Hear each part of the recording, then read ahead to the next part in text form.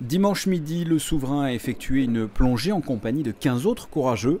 L'objectif, descendre à une trentaine de mètres de fond pour observer et inaugurer le nouveau site de plongée et d'études. Son nom, le Toulonnais, un remorqueur de 27 mètres de long, près de 300 tonnes. Il était depuis 1992 au fond du port Hercule. Depuis la création de la nouvelle digue, il ne servait plus à rien. Sa présence était même gênante. Ce remorqueur a pris une nouvelle direction. Aujourd'hui, il a pour vocation de créer un récif artificiel permettant de concentrer et d'abriter une faune et une flore riches sur une zone actuellement dépourvue de vie. Il repose désormais au pied du musée océanographique, un déplacement, un souhait du gouvernement princier. Ce projet a été piloté par les affaires maritimes en collaboration avec la Fédération monégasque des activités subaquatiques et la société ProDive.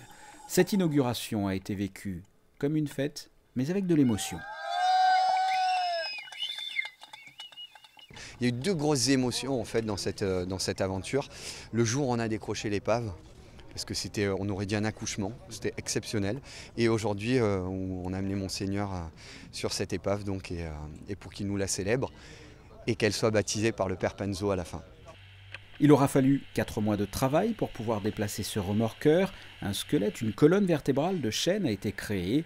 À chaque extrémité, des ballons d'air, une trentaine au total, pouvant soulever chacun entre 5 et 20 tonnes. Après cette opération délicate, le Toulonnais a pris ses nouveaux quartiers. Il est posé de la façon la plus simple, en fait. Il s'est posé légèrement sur son tribord. Il amorce un petit angle, mais très léger.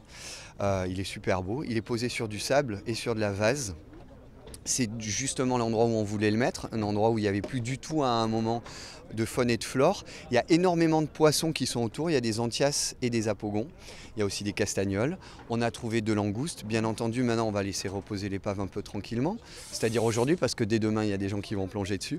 Et on va trouver petit à petit des mérous, des murènes, énormément de poissons et on attend surtout, et c'est ça qui est important, qu'elle commence à être colonisée avec des choses que l'on appelle encroutantes, c'est-à-dire des choses qui vont s'accrocher dessus et qui vont faire en sorte de relancer la nature. Et cerise sur le gâteau lors de cette inauguration, Twiga, le voilier amiral du Yacht Club de Monaco, était de sortie avec à son bord le neveu du souverain Pierre Casiraghi, peut-être même plus courageux que les autres, en petite tenue. Il est venu se rajouter au groupe.